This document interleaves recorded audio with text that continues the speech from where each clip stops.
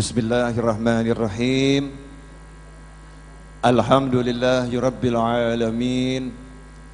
Allahumma salli wa sallim ala sayyidina Muhammadin miftahi babi rahmatillah adada ma fi ilmillah, salatan wa salaman daimaini bidawami mulkillah wa ala alihi wa sahbihi.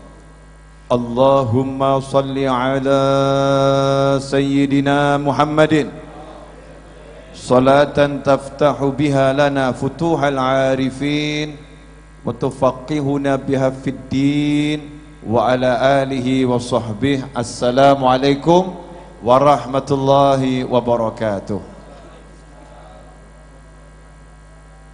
Alhamdulillah, malam yang mulia ini Allah Ta'ala pertemukan kita semua sehat walafiat. Mudah-mudahan yang sakit jadi sehat, yang sehat gak kena penyakit, semuanya mendapatkan kemuliaan dunia hingga akhirah. Amin Allahumma amin. Ikhwani rahimakumullah, tentunya sudah sangat banyak nasihat yang tadi disampaikan. Dari mulai pembacaan maulid, kemudian ceramah demi ceramah setelah maulid, sangat banyak nasihat. Saya cuman mau ambil satu kisah. Mudah-mudahan kisah yang mau saya sampaikan ini membawa barokah. Ya, mudah-mudahan bawa barokah. Kenapa kisah ini saya sampaikan? Karena akhir zaman ini kita sudah mulai lupa. Ya, akhir zaman ini kita sudah mulai lupa bahwasannya ilmu yang paling penting untuk dipelajari adalah ilmu tentang hal-hal yang wajib untuk dipelajari. Ilmu wudhu, ilmu sholat, ilmu puasa, ilmu zakat, ilmu haji, ilmu akidah.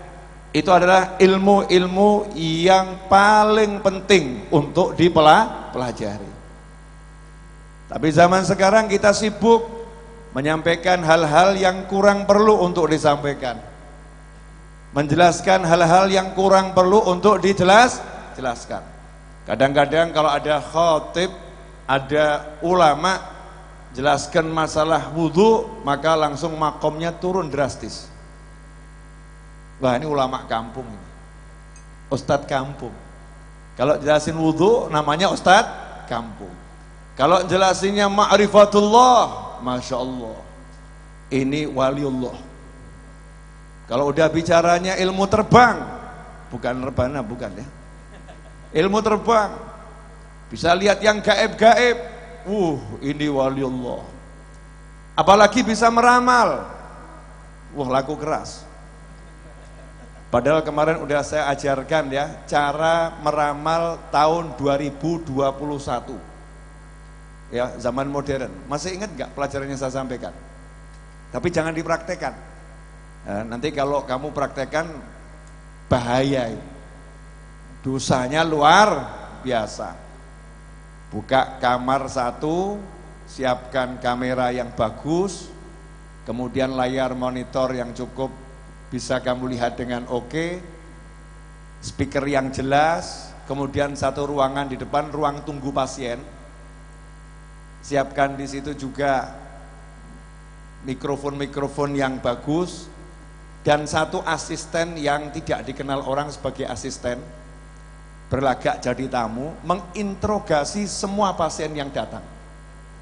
Dari mana Mas? Dari mana Mbak? Dari mana Bu? Tanya semua. Yang di dalam itu menyimak, melihat dan mencatat. Giliran yang jadi tamu tadi pasiennya masuk, langsung ini yang berlagak jadi ahli kasyaf tadi berkata, Dari Madura ya? Masya Allah kok tahu? Dari Solo ya? Tahu. Anaknya 5 lagi mau nambah 1 ya? Tahu, Masya Allah. Dikira kasyuf, dikira ahli meramal, padahal semua data itu hasil menyimak percakapan asisten bersama tamu menggunakan kemajuan teknologi tahun 2021.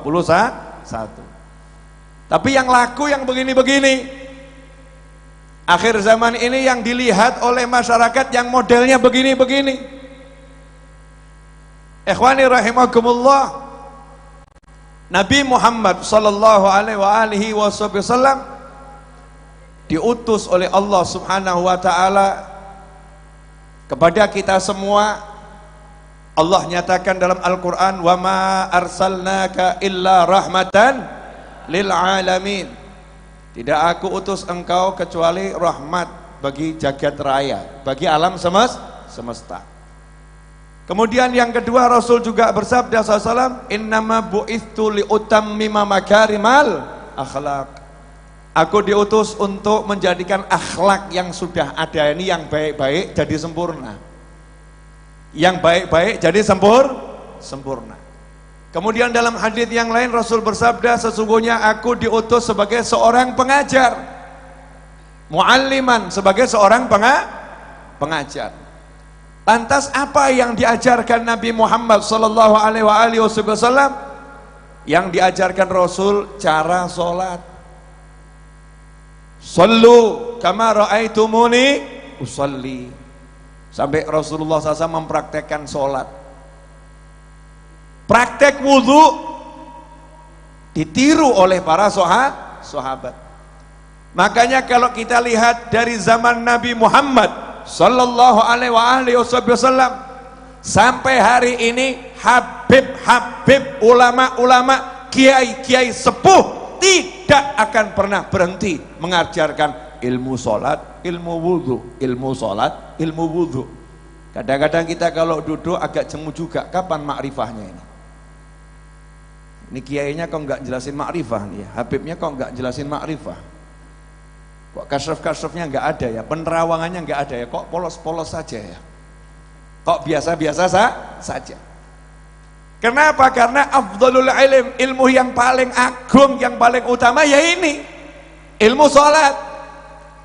Ilmu sholat ini Nabi menerimanya langsung dari Allah Subhanahu wa ta'ala.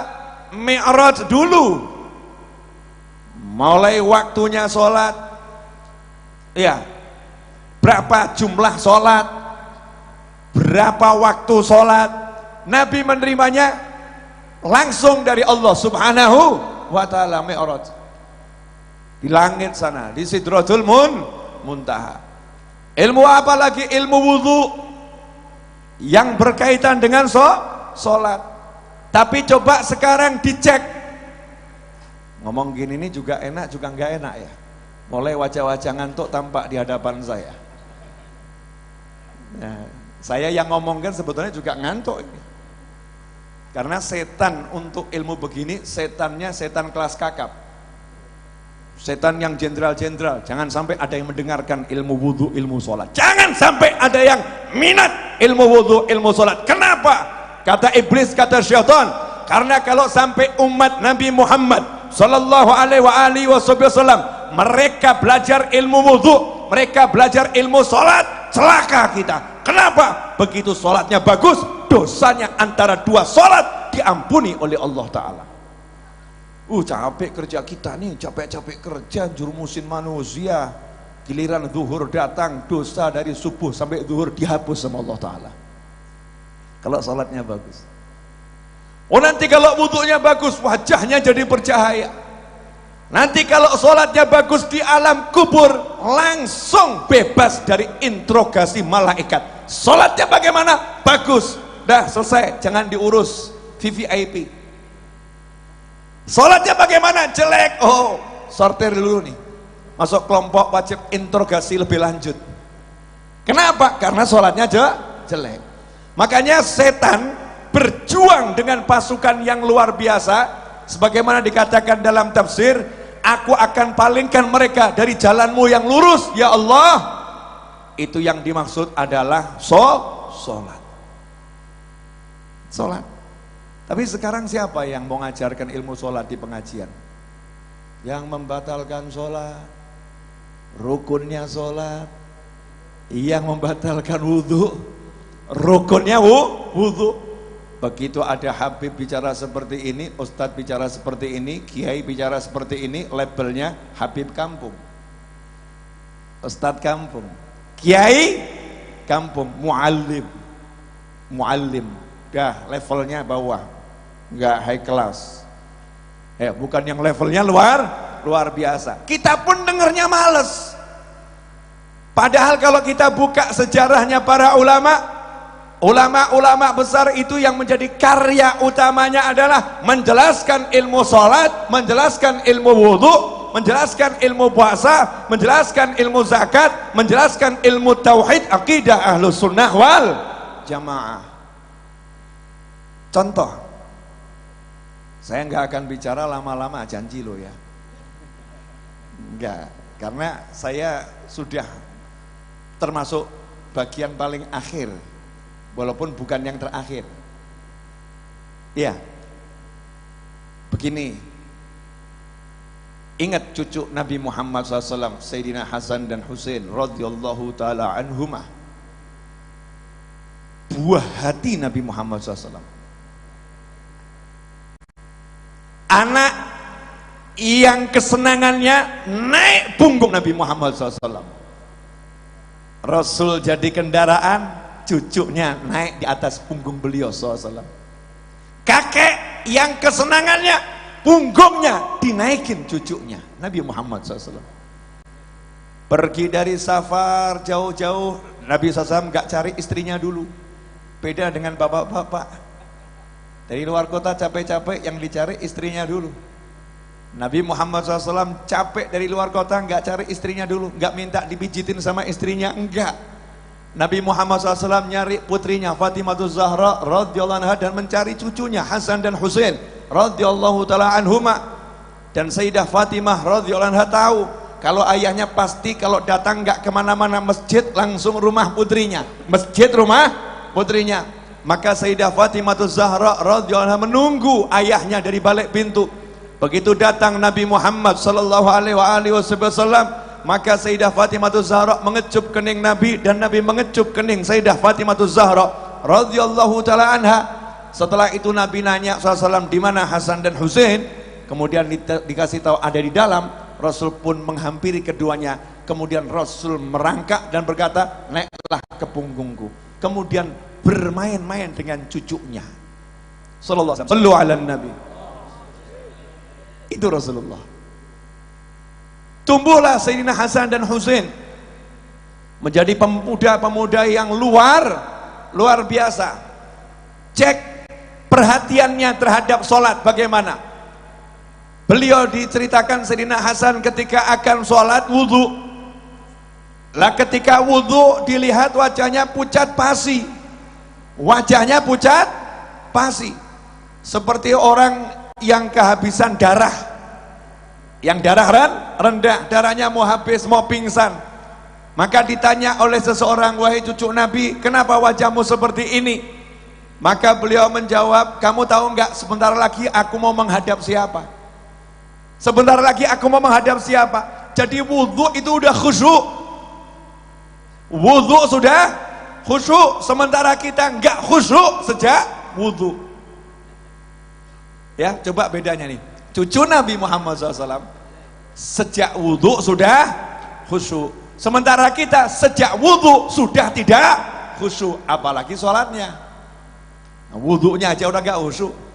Makanya Al-Habib Ali bin Muhammad bin Husain Al-Habsyi, eyangnya Habib Muhammad bin Husain Al-Habsyi yang duduk di bawah ini, eyangnya beliau, Sahibul Maulid Simtud Durar, Muallif Simtud Durar mengatakan, siapa yang pengen khusyuk sholatnya, khusyuk wudhunya.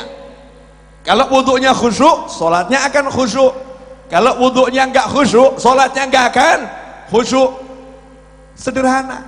Orang sekarang ilmu khusyuk, Masya Allah, luar biasa. Ilmu wudhu enggak diajarin, ya enggak khusyuk-khusyuk, enggak akan khusyuk. Nah ceritanya di sini. Tadi itu mukodimah. Boleh kan pakai mukodimah? Ceritanya ini gini loh. Cucu Nabi itu perhatiannya sama sholat luar biasa. Sayyidina Hasan dan Husain radhiyallahu ta'ala anhuma masih kecil.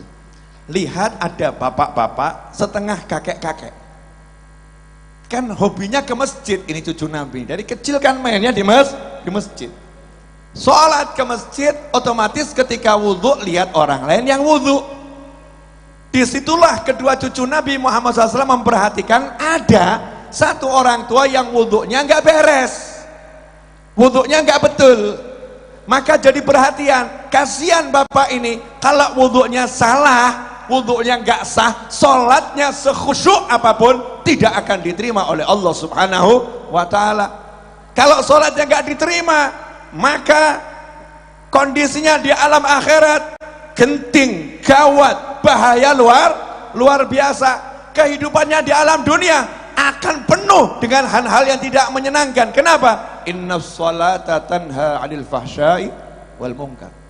Salat itu mampu mencegah dari perbuatan buruk, iya, dan mungkar, keji dan mungkar. Dari zina, dari hal-hal yang mendekati zina. Itu kehebatannya salat.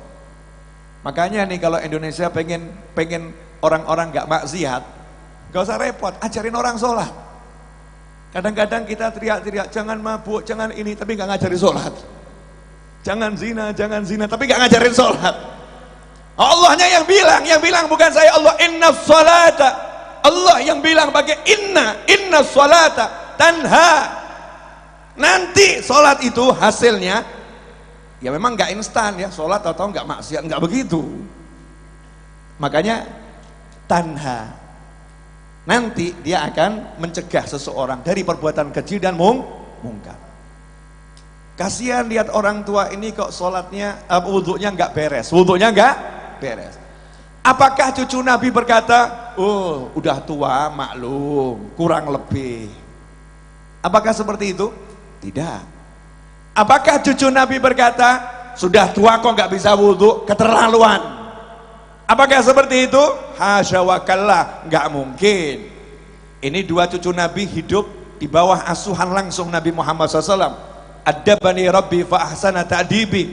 Kata Nabi Muhammad SAW, kama qala SAW, yang mendidik aku langsung adalah Allah. Nggak mungkin pendidikan Allah nggak terbaik. Allah didik aku dengan pendidikan yang sangat baik. Makanya sampai Allah muji, wa innaka la'ala khuluqin azim. Kenapa? Karena yang didik langsung Allah Subhanahu wa ta'ala. Maka Sayyidina Hasan dan Husain menjadi manusia yang paling berakhlak di jagat raya. Lihat ada orang tua wudhunya nggak beres. Coba sekarang cek, pasang kamera CCTV di ruang wudhu laki-laki. Tapi jangan di-share ya. Untuk tes saja. Dalam satu hari dari 100 orang wudhunya yang sah yang mana? Nanti kan antum akan menemukan keajaiban. Banyak orang wudhu basuh tangan ya, yang depan di atas siku, yang belakang nggak sampai siku. Banyak orang wudhu ketika membasuh kaki, betul kakinya disiram tapi bagian bawah nggak kena. Banyak orang wudhu yang ketika membasuh kaki, nyiram kaki ini dengan air, selah dari jemarinya nggak kena air karena Masya Allah jarinya gemuk-gemuk. Makanya mungkin lemak-lemak terus, nggak dikasih air selah-selah jarinya nggak dibuka. Banyak orang yang wudhu, ya banyak orang yang wudhu mungkin ketika membasuh wajah, dari kamera itu kelihatan. Ketika membasuh wajah ternyata tidak sampai batas wajah, masih kurang, nggak ngerti batasan wajah yang mana. Banyak orang yang wudhu ternyata wudhunya belum sah, ngeri. Maka ini sudah dilakukan Sayyidina Hasan dan Husain. Lihat ada orang yang wudhunya nggak beres, langsung bekerja dua cucu Nabi Muhammad SAW. Bukan sibuk update status, udah tua nggak bisa wudhu. Bukan sibuk menjelek-jelekan orang, udah tua kok wudhunya nggak beres. Bukan sibuk mencela sana mencela sini, tapi yang dilakukan sibuk berpikir bagaimana cara memperbaiki wudhu satu orang ini agar benar sehingga selamat dunia, selamat akhirat. Maka sepakat ini dua cucu Nabi Muhammad SAW. Yuk kita gunakan metode dakwah terbaik. Ud'u ila sabili rabbika bil hikmati wal mau'izatil hasanah wajadilhum billati hiya ahsan. Suruh pakai hikmah dan nasihat yang baik. Maka dua cucu Nabi pun berpikir hikmah yang seperti apa ya? Hikmah yang bagaimana untuk membenarkan cara wudhu orang ini. Maka keduanya bersepakat kakak adik, yuk dek, yuk kak, kita menghadap orang tua ini, ngangkat beliau jadi juri lomba wudhu kita. Kita berdua lomba wudhu, jurinya bapak yang satu ini. Bayangkan yang wudhunya amburadul suruh jadi juri, yang wudhunya nggak beres suruh jadi juri. Diangkat, bapak, masya Allah, kami melihat bapak wudhunya bagus, kami ingin bapak jadi juri atas wudhu kami berdua. Siapa yang juara, aku atau adikku, Hasan atau Husain? Lah bapak tadi pun merasa bangga, aku jadi juri untuk anak cucu Nabi Muhammad sallallahu alaihi wasallam. Maka siap, sami'na wa ata'na. Mulailah Sayyidina Hasan wudhu dengan wudhu yang terbaik, the best wudhu ever in this world. Betul, Inggrisnya gitu. Sembuh, pokoknya ngomong aja tuh ya. Kamu nggak bisa bahasa Inggris, nggak masuk neraka kok. Tapi kalau kamu nggak bisa bahasa Arab, rugi. Kalau nggak bisa bahasa Arab, rugi. Karena untuk satu huruf berbahasa Arab itu ada cinta pada Nabi Muhammad SAW.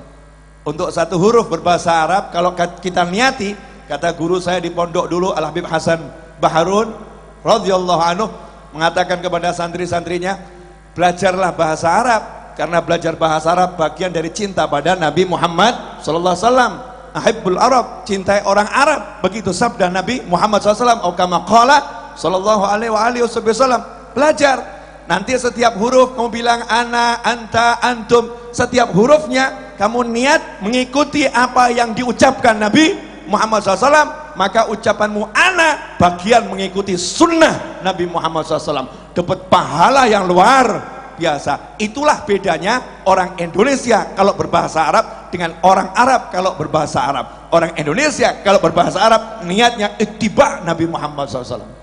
Kalau orang Arab berbahasa Arab niatnya apa? Ya adat, memang bahasanya.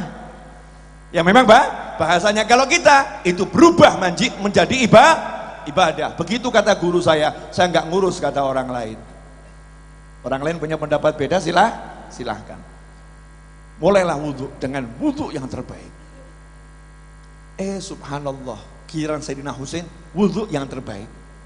Disitulah jurinya ditanya, bapak pemenangnya siapa? Maka jawab, pemenangnya kalian berdua, saya yang salah.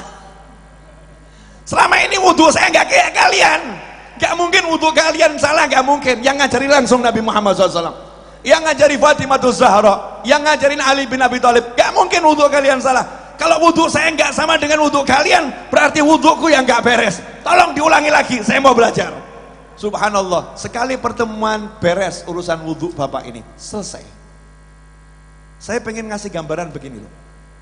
Cucu Nabi Muhammad SAW yang menjadi perhatiannya sholat orang lain, wudhunya orang, diperhatikan betul. Nah kalau sekarang kita ini perhatiannya aibnya orang, keburukannya orang, salahnya orang untuk diperbincangkan. Padahal perintah Nabi Muhammad SAW kalau lihat aib tuh tutup, lihat kekurangan orang jangan diperbincangkan, la taghib, jangan ghibah, jangan namimah, tapi solusikan. Ada orang nggak bisa, ajarin. Ada orang nggak tahu, kasih tahu. Ngasih taunya pun pakai ilmu, jangan di hadapan orang banyak, ajarin. Seperti siang tadi saya ceramah, saya kutip kisahnya eyangnya Habib Muhammad, Habib Ali bin Muhammad bin Husain al-Habsyi Sahibil Maulisim Tudurar. Terakhir ya, kepanjangan udah ini. Iya, ini panitia udah lihat jam-jam. Wagat Habib, wagat, masya Allah. Entah panitia yang mana. Ya saya kan panitia juga. Ini kan mempanitiakan diri sendiri. Ya mungkin kan nggak sempat lihat YouTube saya, ya belum subscribe kan ya, ya agak keterlaluan juga. Kalau pecintanya Ustadz Babai kok belum subscribe Habib Novel Al-Idrus, ini ya belum subscribe channel Habib Novel Al-Idrus, ya keterlaluan. Ya karena mungkin belum subscribe ya saya ceritakan dikit. Habib Ali bin Muhammad bin Husain Al-Habsyi radhiyallahu anhu, kecintaan Nabi Muhammad SAW, yang kalau bulan Maulid di Kemis terakhir Rabiul Awal menyelenggarakan Maulid yang datang 50.000 orang di zaman itu. 100 tahun lebih yang lalu Hadramut, gak ada pesawat, gak ada WhatsApp, gak ada Facebook, gak ada Instagram, gak ada YouTube, gak ada mobil, gak ada motor, jalan kaki atau naik onta atau naik keledai atau naik kuda. Kalau laut nyebrang naik perahu, naik kapal. Gak ada publikasi. Setiap tahun yang datang 50.000, padahal warga Hadramut gak sampai 50.000. Allah yang menggerakkan. Subhanallah, itu Maulid Kemis terakhir sempat dipindah ke Indonesia sama Habib Ali Habsyi. Atas perintah Habib Ali kepada Habib Muhammad bin Idrus Al-Habsyi, Ampel Kubah, menantunya Habib Muhammad bin Ahmad Al-Muhdar. Nah, diselenggarakan di Empang Bogor. Setelah itu dilanjutkan oleh Habib Ali bin Husain Al-Atos Bungur. Kemudian dilanjutkan, diserahkan kepada Habib Ali Kuitang, yang penerusnya hadir di majelis ini. Namanya juga Ali. Datangnya tadi sembunyi-sembunyi, tapi kegantengan wajahnya susah disembunyikan. Ya, Habib Ali Kuitang Al-Habsyi bro. Lain Al-Habsyi. Di depan saya Al-Habsyi soalnya. Saatnya Al-Idrus merendah. Ya, karena tadi yang ceramah sebelum saya Al-Idrus. Enggak enak Al-Idrus lagi ini kan ya, Al-Idrus. Al-Habsyi. Masya Allah. Saat itu kita tahu Habib Ali Habsyi ini tokoh internasional dan interakhirat, yang mana Syekh Abdul Qadir Al-Jilani radhiyallahu taala anhu berkata kepada Habib Ali Habsyi dalam pertemuan ruhaniyah, entah mimpi entah ketemu langsung, wahai Ali, tolong sebut-sebut aku di majelismu. Syekh Abdul Qadir Al-Jilani radhiyallahu anhu minta disebut-sebut oleh Habib Ali Habsyi di majelisnya. Maka Habib Ali langsung membaca manaqibnya Syekh Abdul Qadir Al-Jilani setiap hari sampai khatam.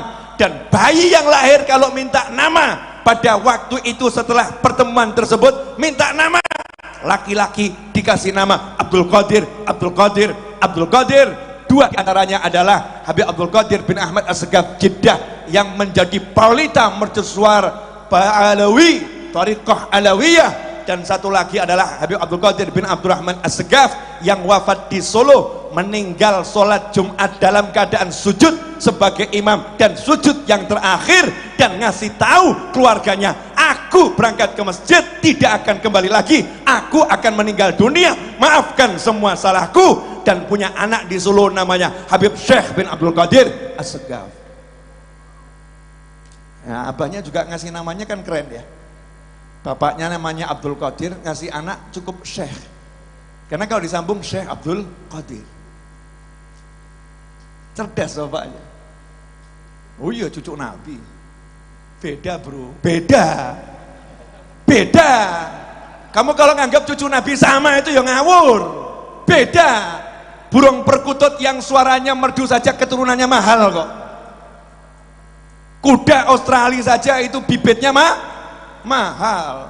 Michael Jackson saja itu spermanya ditaruh di itulah apa nama, ada tuh kan ya, bank sperma ya, dijual mahal. Kenapa? Suaranya merdu. Oh, cucu Nabi kok kamu anggap sama ya, kadang-kadang ya nggak jelas nih kepala siapa gitu, nggak jelas. Cucunya kiai besar beda, cucunya orang soleh itu punya sesuatu yang beda. Jangan disamakan dengan kita yang salah-salah ini.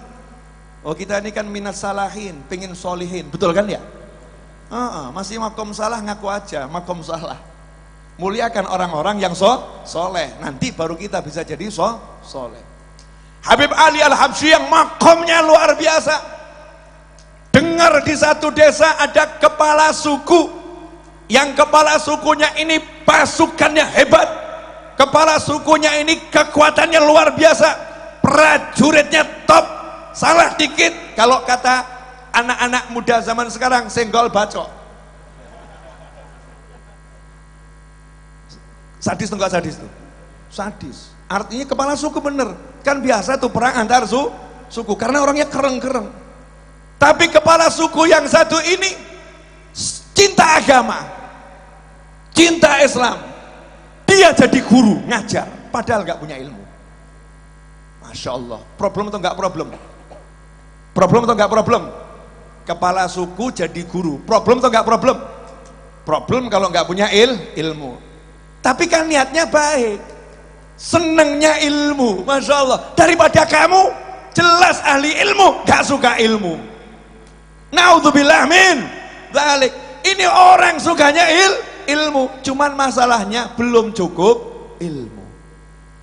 Ngajarin Al-Fatihah gak beres, ngajarin sholat gak beres. Apakah Habib Ali Habsyi kemudian buat surat pengumuman ke seluruh negeri? Jangan ikuti kepala suku yang satu itu sholat yang nggak beres. Apakah Habib Ali Habsyi kemudian menjelek-jelekkan kepala suku tersebut dan mengatakan ini kepala suku dah nggak usah ngajarin orang sholat, kepala suku dah jadi kepala suku saja? Apakah seperti itu? Hasya wa kalla. Beliau ulama, tugasnya menjadikan orang yang bodoh menjadi berilmu, orang yang jahat menjadi budiman. Itulah ulama. Maka berangkatlah Habib Ali Habsyi ngajak salah satu muridnya, yuk kita ke tempatnya kepala suku tersebut. Ngapain Habib ke sana? Panggil dia, antum Habib, antum tokoh masyarakat, biar tuh kepala suku yang datang kepada Habib. Enggak, biar aku saja yang datang kepadanya. Untuk apa Habib? Saya mau ngajarin dia, tapi harus pakai metode. Metodenya saya mau berguru sama dia. Habib Ali Habsyi yang hallnya saja di Solo setelah 100 tahun lebih yang datang segitu, mau capek-capek datangi kepala suku yang gak jelas, didatengin. Kepala sukunya dengar Habib Ali Habsyi mau datang, senengnya luar biasa. Habib Ali Habsyi itu yang viral itu ya, kalau sekarang kan begitu ya, tokoh masyarakat yang tenar itu ya, yang dikagumi banyak orang itu, yang disegani orang-orang itu. Saya bayangkan kalau Habib Ali Habsyi zaman sekarang punya YouTube, subscribernya berapa itu? Jamaah Maulid Simtud Durar aja di Indonesia kan unlimited jumlahnya, betul kan ya? Masya Allah. Ya, Anda kan agak keterlaluan, mau cucunya di sini nggak subscribe. Ntar lagi naik Beb subscriber, tenang, aman-aman. Lanjut.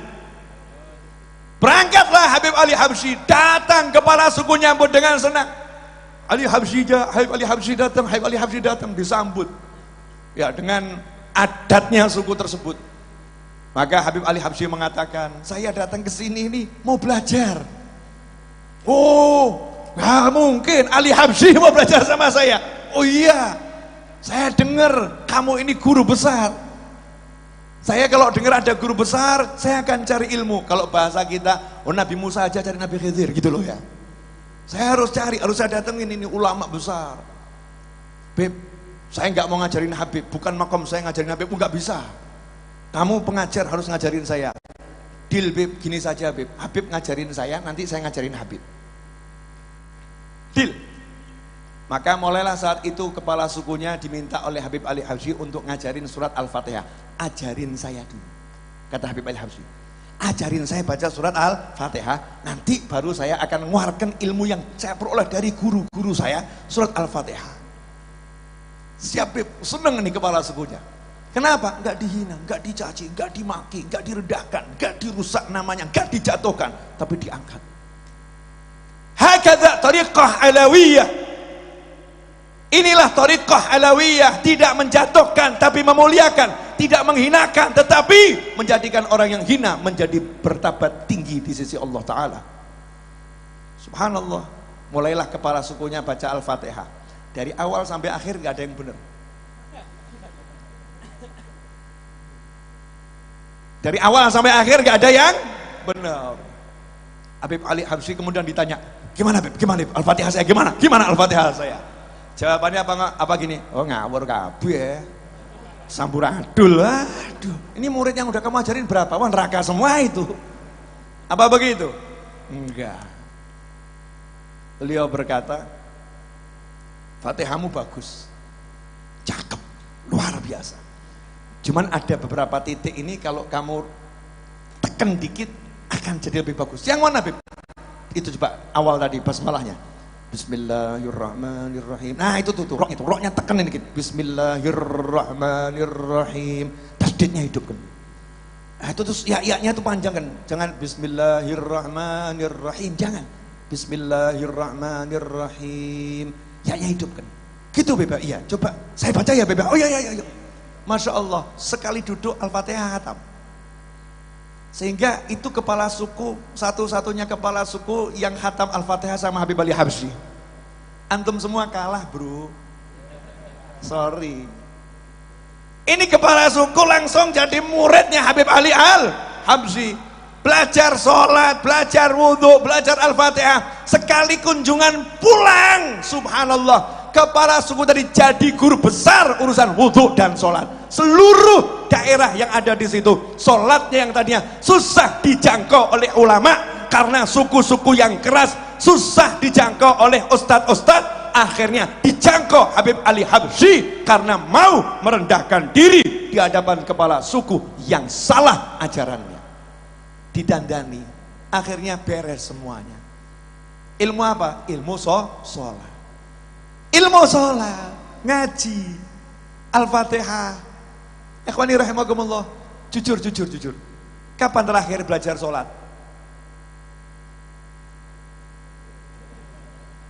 Ayo jujur loh, ngadeg aku. Tong sesemali. Ya ini kalau berdiri kan tanda-tanda mau berhenti. Jangan bahagia dulu. Wah ini HPnya mau tambah panjang, enggak, ini mau lari ke sana. Kan harus berdiri dulu. Udah kamera udah bagus, udah cakep, nggak kepotong atas. Iya, jangan macam-macam, ini masuk internasional. Nah ya itu udah, itu masih kepotong, tuh kurang naik dikit. Nah, iya. Nah, ya saya kan biasa pengarah kamera. Oh iya saya punya studio juga. Cakep. Ya. Oh hilang, sini berarti ya. Iya, enggak sudutnya situ biar pas. Oke, udah pas semua? Udah.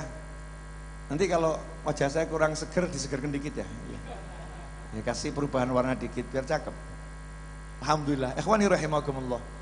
Ini dulu ilmu yang diwasiatkan Habib sama anak cucunya, ilmu sholat. Apa yang terakhir kali disampaikan Nabi Muhammad SAW ketika ruhnya akan keluar? Sholat. Sekarang ini kok ilmu sholat gak dipelajari, gak diajarkan. Masya Allah, kita anggap ilmu kecil. Saya mau nanya boleh? Kalau misalnya ada peraturan begini, siapa sholatnya bagus, masuk bandara, tidak perlu bayar tiket, langsung dapat kelas VVIP, dan nanti dapat kursi yang terbaik.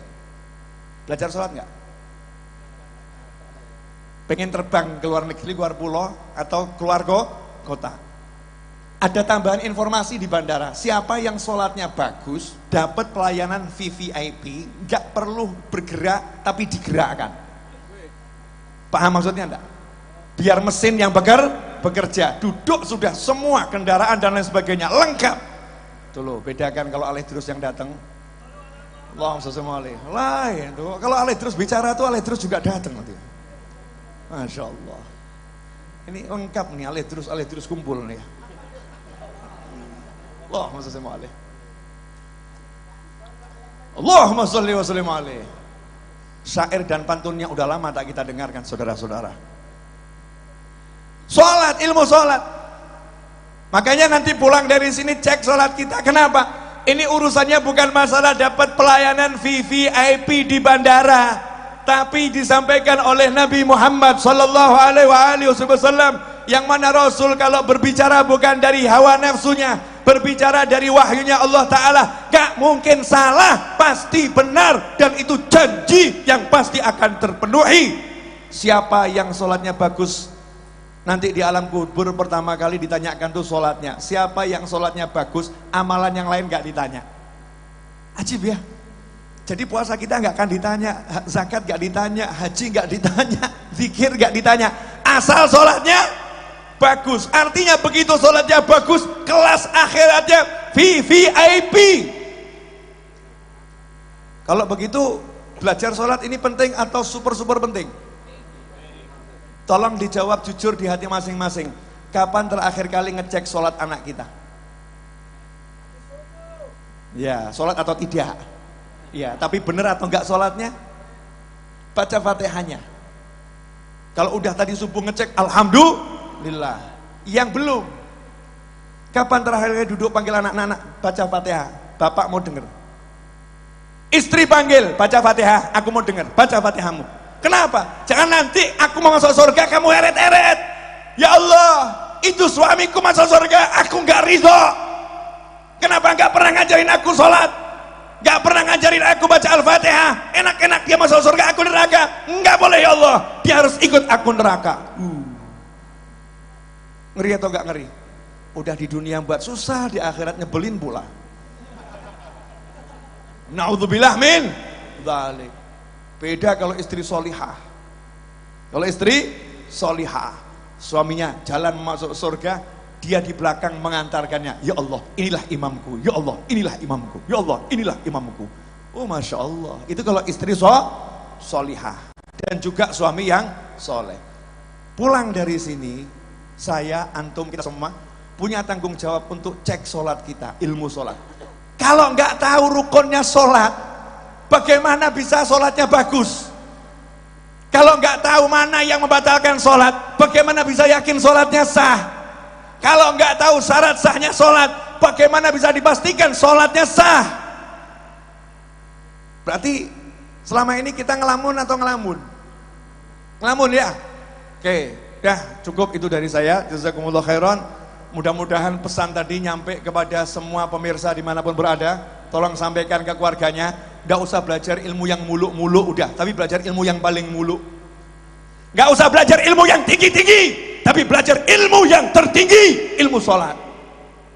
Itu ilmu yang paling tinggi. Wasiatnya Rasul SAW sebelum meninggal dunia, as-sholat, as-sholat, sholat, sholat.